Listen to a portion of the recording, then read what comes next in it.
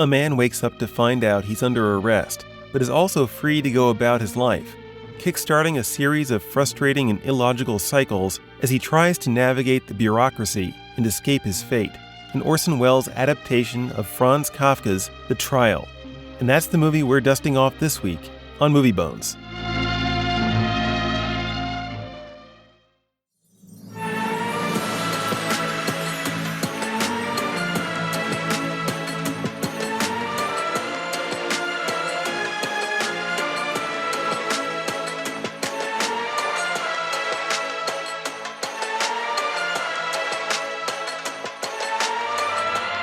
Before the law, there stands a God. A man comes from the country, begging admittance to the law. But the God cannot admit him. Can he hope to enter at a later time? That is possible, says the God. The man tries to peer through the entrance. Do not attempt to enter without my permission, says the God. By the God's permission, the man sits down by the side of the door, and there he waits. Before he dies, all his experience condenses into one question. Every man strives to attain the law. How is it then no one else has ever come here? No one else but you could ever have obtained admittance. This door was intended only for you. And now, I am going to close it. That's the voice of our narrator, the great Orson Welles, as he lays out the nature of the story of The Trial. And he's spot on when it comes to the dreamlike nature of what we saw. Am I right? Yeah. This movie, it's like, there's a lot of movies that try to encapsulate what dreams are like, you know? And this one has a very specific purpose, but I'm thinking like Inception, you know, there's all kinds of movies that have tackled the subject of dreams, some more successfully than others, some with wildly different takes on what dreams mean. I know that my wife and I have different, opinions sometimes about just how accurately some movies get dreams, but this one really does kind of capture something in terms of the, nothing is connected. Everything feels rather very floaty. It's like, it feels very disconnected from the others. I guess before we even get to that, we should talk about basic setup here. So you've got Joseph K. He's woken up one morning and there's some authorities in his room. They're just starting to question him right off the bat. And he doesn't even know what it's about. They never explain themselves. But everything he says or does, there's no right answer, and they keep seeming to dig him into more trouble, seemingly, but without knowing even how. There's no right way or wrong way to do something, apparently, to satisfy them. And that kind of sense of there's nothing you can do, and that's pretty much like the basic theme of the whole thing. There's very little continuity between scenes, and I think that's certainly deliberate here. Whereas in other movies, you wouldn't give it a pass, but here I think it's a deliberate choice, and you can tell it. You told me before we started recording, this movie had you a bit scrambled. Yeah, it's got me a bit scrambled because I will tell you this, folks. I've never read a Kafka novel. I want to make that very clear. That is the book that this is based off of. It's the same name. There are big differences in the book and in the movie. Not a lot of big differences, but there are big differences in the movie. But essentially what Orson Welles is trying to do is doing his best to adapt this book to meet the film requirements of a film. What I mean by that is, obviously not everything. You've got to do things at a certain time. You got to do things at a certain pace. And this movie is also so, I don't want to say off kilter. Off kilter is the wrong word. It's just it's a lot. You're going to miss things. This is one of those movies where you will miss things if you are not paying attention and everything. It will make you go, it will give you head scratcher issues. Some of you will look at it and go, I don't know what I just watched. Some of you will look at it, go research it, watch videos on it, come to understanding, and then even still then go, I'm not still sure what I just watched and everything. There's a philosophy behind this movie and this book and the story itself. And we're going to get into the philosophy later on. But yes, it will throw you for a loop. It threw me for a loop. I should have sort of known what I was getting myself into when I saw the name Orson Welles. Because I knew that whatever we're about to watch, especially since I figured out that he was the writer and director of this movie, I was going, oh, okay. This is about to be a trip. And sure enough, yeah. And the only other movie Orson Welles is an actor. I've seen him in other things. And of course, I'm very familiar with him as the director of Citizen Kane. What else? You can maybe tell the audience quickly, what other things has he done? I don't really recommend this one. I don't think they've even captured the full vision, but it's a movie titled The Other Side of the Wind, which is an unfinished project that he had. That one is a lot trippy. That one's pretty trippy as well. I feel like we've seen The Third Man, haven't we? I think it's on our list. We haven't actually watched it yet, though. We haven't watched that one yet. Yeah, we could do that one. But definitely Citizen Kane. Citizen Kane's one of those movies where it's not as confusing as this. But, again, you will go, like, if you're not paying attention, you're going to go, okay, I'm not entirely sure what I just watched. And, of course, but he's a very artistic guy. Most of his movies, especially the ones that he got to put himself fully into, Citizen Kane and The Trial are one of them, they are meant to make you think. That's the point. He wants you to think. I'll say this. I'm not going to say it how I say it normally. I do have like a soft spot in my heart for him. I want to make that very clear. He thinks highly of himself. He's got a bit of an extra little edge on the ego, so to speak. Orson Welles truly believes in Orson Welles, and there's nothing wrong with that. But yes, Orson Welles, he's a big fan of himself. In proper doses, that isn't necessarily an awful thing. In the right dose, in the right dosage. In fact, fantastic actor. I watched another movie a while back with him in it. Oh, and he actually did the screenplay. This was not so much of a thinker. There's a movie called Chimes at Midnight, where he plays Sir John Falstaff. That's a really good movie as well. But again, like, he's about the art. And one of the things he is in his art is he is about the camera work. I said this last week as well. I said I knew going into it that we were definitely going to get, some amazing filmography. And I was not let down at all. You were right. Yes. I mean, you were absolutely right. And I was thinking this to myself this morning. It's like you could take any still frame of this movie and you could put it up in a collection of black and white photography in an art museum, and it would fit in perfectly. Mm-hmm.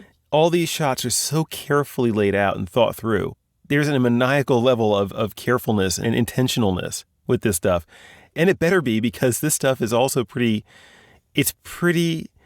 philosophically, it's fairly philosophically dense.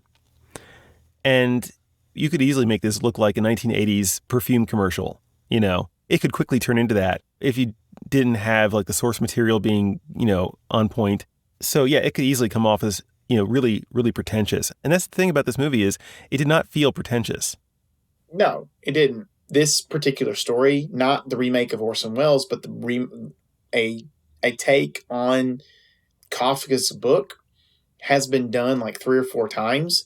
You can actually find them in different places. And I've almost thought about sitting down and watching some other versions of this movie just to see what's different and to see basically like, how they do it different than Orson Welles did. Because Orson Welles is an experimenter.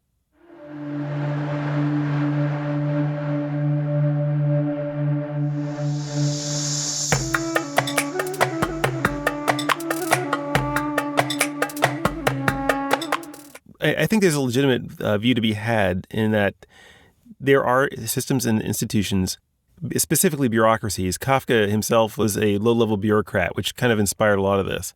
Hannah Arendt, I think, she did a lot of writing about dictatorial regimes and authoritarian regimes and stuff like that. But also she described this kind of bureaucratic state. It's like a tyranny without a tyrant. It exists just to preserve itself, basically. Whatever gears you put into place, it doesn't have to make sense.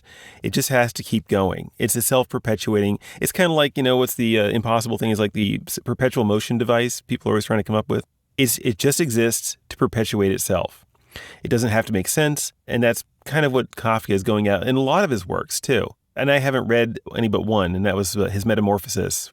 I think in the end, he does come around and generally to the idea that the best way to deal with this stuff is to not try to, as he doesn't play the game by the rules that are set.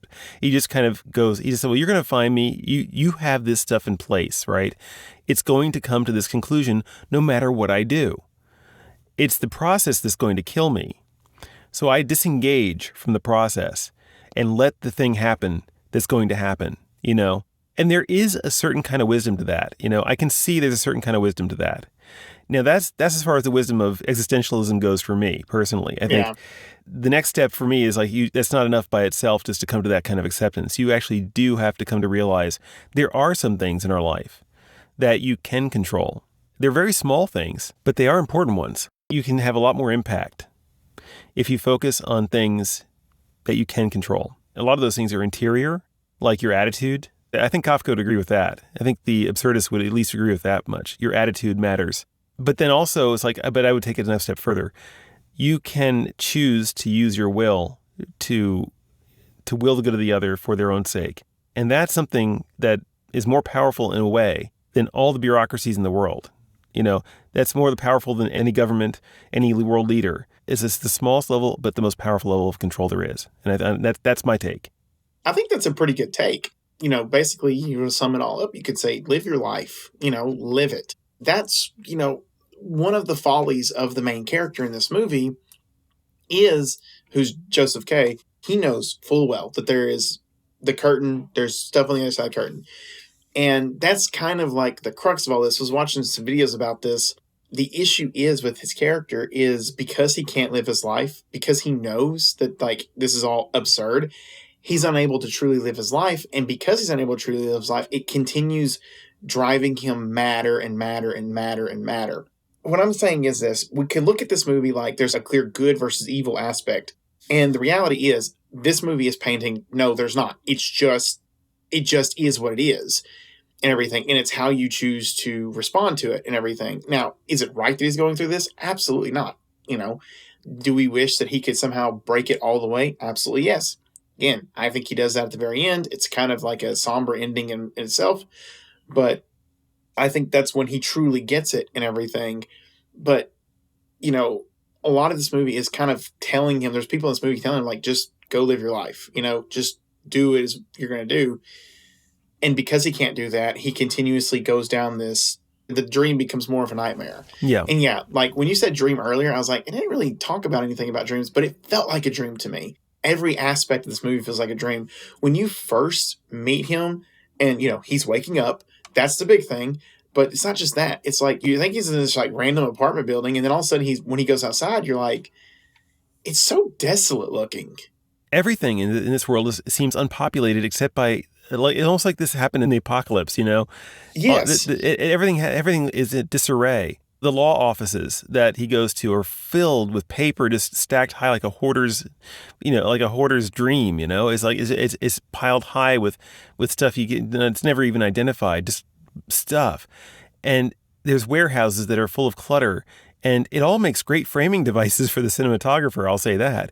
Yeah, and the movie, like a lot of this movie, like just from what we're seeing, takes place in roughly what appears to be the same building.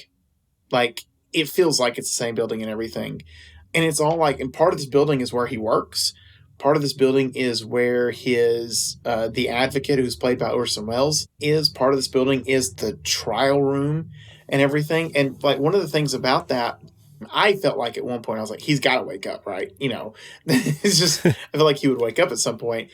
As he goes to the painter, as he's going there, for some reason, there's just like a gaggle of girls. And when I say girls, I'm talking about little kids who are obsessed with this guy who's in this he's in this wooden room, which is super flimsy in itself. And the girls can peep through and see him and poke him even at times. All of these girls feel like demons, and I'm not saying that because they're girls, but they like just feel like, you know, they're taunting him. Like taunting him. They have like this demonic aspect to them, like, you know, a night terror would and everything. And then like, well, he's got a way to get out. And then when he gets out, well, they're all of a sudden chasing him. And then like after a little bit, they stop chasing him because all of a sudden he's outside. Yeah. Then he comes upon the judge a priest. And then the advocate just shows up around the corner. This is how this movie goes. It is. It is super dreamlike. It is super, you know, it gets a lot of things because in your dreams, people just show up and disappear when they need to. Yeah. And people even change. It's like, and my wife remembers her dreams so much better than I do. But she'll often say this, like, you know, you think you were having a conversation with this one person and then all of a sudden they turn into another person. You know, it happens all the time.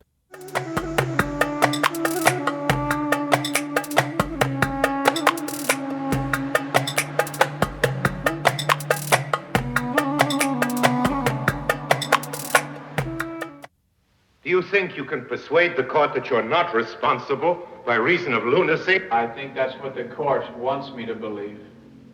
That's the conspiracy, to persuade us all that the whole world is crazy, formless, meaningless, absurd. That's the dirty game. I want to go back to something I said earlier about Hannah Arendt. I hope I'm doing her name justice. She wrote the thing about the tyranny without a tyrant.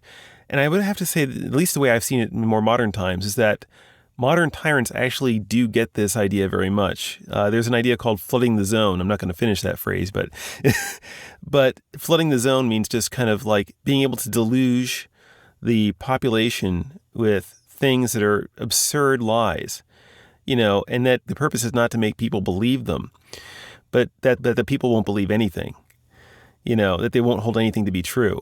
Like an ordinary, bureaucracy, it's just interested with its own survival. It doesn't really care about persecuting anyone. It just is interested with its perpetuation.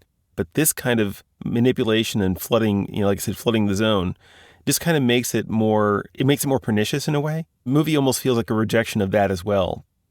I just think it's a wild, unique how like our experiences can shape the way we think. Because I'm thinking like, I was thinking about this after I watched the movie and after I watched and read some stuff about it. I was like, I wonder if Kafka was actually a part of bureaucracy, would he ever think this way?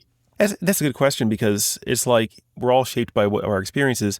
It reinforces the idea that you can learn something from everyone else's experience. We both said we disagree with certain aspects of existentialism, of absurdism, but there's also some truth mixed in there too. And you can appreciate those true parts because the person really experienced these things and they did learn something from it. And it wasn't all bad, it wasn't all good, but there's stuff in there, right? But I think you're right, is that his experience did probably shape him. If he grew up to be a farmer in Switzerland, I don't think he would have had a different perspective on life, I think. Yeah. You said you had an interesting thing to say about the verdict this time, don't you? Yeah, so let's get back to, real quick, I want to talk about the ending of this movie. So when we talk, the ending of this movie it's not bleak, but it is bleak at the same time. He accepts his reality. And in doing so, his freedom is this. At the end of the movie, they have him laying on the ground. They're supposed to execute him. They hand each other the execution weapon, which is a knife, and then they give it to him, and he gives it back. And he tells them, I'm not going to do this. If you want this to be done, you're going to have to do this yourself. And in that essence, he is finally set free. However, they get out of the hole and they throw dynamite down there. Ultimately, again, it's that absurdism, that whole, you can't control anything, even when you're able to control things. But you could just live your life and everything will be fine. I'm going to use this to kind of segue into my your verdict. Segue into my verdict. I'm going to have an absurd verdict this week, and that is I don't have a verdict. And the reason why is because, yes, do I recommend this movie? I do. It's beautifully shot. I think it's wonderfully acted, and it makes you think. Like, that's why I would recommend this movie. However, because it's a movie that makes you think, and that's what I believe that's what its ultimate goal is, I can't say that there's a rating for this because I want you, if you're going to watch it, to wrestle with it. And if I say to you, I'm not giving you a verdict for this, makes you and you have to wrestle with it yourself. You can come to your own conclusion on your own with this particular movie. It's a confusing movie. It's a hard movie. Do I agree with the philosophy? Absolutely not. I want to make that very clear. But our worldview, our philosophy is like it clashes with absurdism. And while there are things that I can agree with, like that whole live your life aspect of it, I don't agree with it. However, I love philosophy. I have a minor in philosophy. So I do like wrestling with this kind of stuff. But I want you to experience this on your own, regardless of what you've been listening to me say, regardless of what you've been listening to say, regardless of what you read. I want you to experience this movie on your own, and I want you to take it all in. So I don't want you having my recommendation for this particular movie. I don't give it a recommendation, and I'm free to do so. And that's the beautiful thing, because Justin's about to give you his recommendation. Well, I mean, that's the thing. For his verdict. Would it be a cop-out at this point to say that you actually convinced me I'm ready to go along with you on this and not giving my... Because I think you're absolutely spot on. You've moved me to that. So yeah, I think you have a point. You have a legitimate point. If you absolutely want to, I'd be honored. But I personally am not giving a rating for this movie because I want you to experience this movie on your own. I mean, I'll give you everything but the actual verdict. What I was going to say, basically, it's like, most of what Ryan said is like you can appreciate it for the artistic part of it. There's a lot of beauty in there, and in the way it's shot. It's filled with intent to make you think. And so I don't really know if I have anything to add to that. Well, I guess there's an ending for you folks. I bet you didn't see coming. So now's the time when we like to remind the listening audience out there that if you're watching these movies alongside us and hearing our reactions, please do like, subscribe, comment, and of course, follow us on your podcast purveyor of choice. Tell us if you think we got it all wrong, because we're human beings too. But anyway, that's enough absurdism for 1 week, for probably for the whole season's worth of Movie Bones episodes. So what do we have next week? I don't have all the information for me. Make that very clear. But the next movie that we have, and I don't think either one of us have ever seen this movie, have we? I haven't seen it, and I haven't seen it either. Haven't either. No. Yeah, it's a movie based off a book. It's a romantic movie. I want to make that clear. I know that much. It's a romantic drama. It is titled The L-Shaped Room. Okay. I picked this one off of a list on Pluto TV a while back. I have no clue what the synopsis was, and Pluto makes it very difficult to try and find those things again. It's one of the worst. Pluto TV, if you're listening, first of all, sponsor us. If you still sponsor us after this, go ahead. But it's like Pluto TV needs to redo their layout. It's just an awful layout, guys. It's just really. I know right now, folks, that you can watch this on for free if you have Amazon. Well, for free if you have Amazon Prime. You have the ability to watch it. So if you want to check it out there, I recommend that as well. I'll be watching it there because I fully understand what you're saying about Pluto TV. Yeah. But I do look forward to watching this movie. I'm gonna guess it's going to be a little bit of a bit easier than this movie that we just watched. So I'm excited about it. Fair enough. So anyway, there's nothing left to say except I guess we'll see you guys next week. And Ryan, I'll see you next week. Go live your life, people. Go live your life. Don't let the machine grind you down. Hey, yeah. There you go.